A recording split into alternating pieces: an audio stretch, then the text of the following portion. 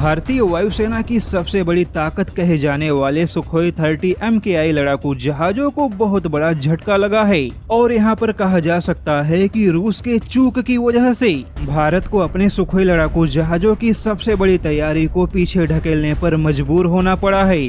जैसा कि सुखोई 30 लड़ाकू जहाज भारतीय वायुसेना का न केवल मुख्य लड़ाकू जहाज है बल्कि सुखोई 30 लड़ाकू जहाजों का भारतीय वायुसेना में सबसे बड़ा बेड़ा मौजूद है। और जैसा कि सन 2002 में सुखोई 30 लड़ाकू जहाज पहली बार भारतीय वायुसेना का हिस्सा बना, लेकिन अब उन्हीं सुखोई लड़ाकू जहाजों को 35,000 करोड़ के खर्चे से उन्नत बनाने की तैयारियां की जा रही थी। किंतु रूस यूक्रेन युद्ध की वजह से भारत को अपने सुखोई लड़ाकू जहाजों को एडवांस बनाने की परियोजनाओं को पीछे ढकेलना पड़ा है।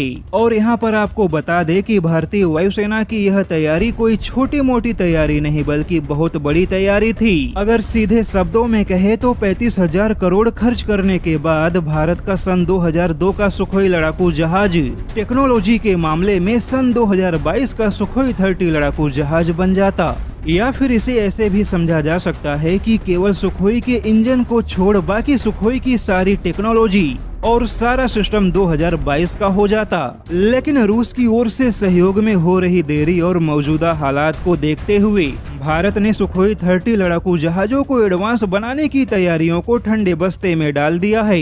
वहीं खबर यह भी है कि 20,000 करोड़ के खर्चे से भारतीय वायुसेना ने सुखोई 30 के 12 सबसे एडवांस वर्जन को खरीदने की जो तैयारियां की थी, अब उन तैयारियों को भी पीछे ढकेला जा सकता है, क्योंकि कहीं न कहीं रूस यूक्रेन का युद्ध लंबा खींचने की वजह से रूस इस समय भारत को सहयोग दे पाने में असमर्थ है। और अभी आगे युद्ध का क्या अंजाम होगा, इसे लेकर भी पूरी दुनिया में चिंता दिखाई दे रही है। और अब इन्हीं चिंताओं का बुरा असर कहीं न कहीं भारतीय वायुसेना की तैयारियों पर भी देखा जा सकता है।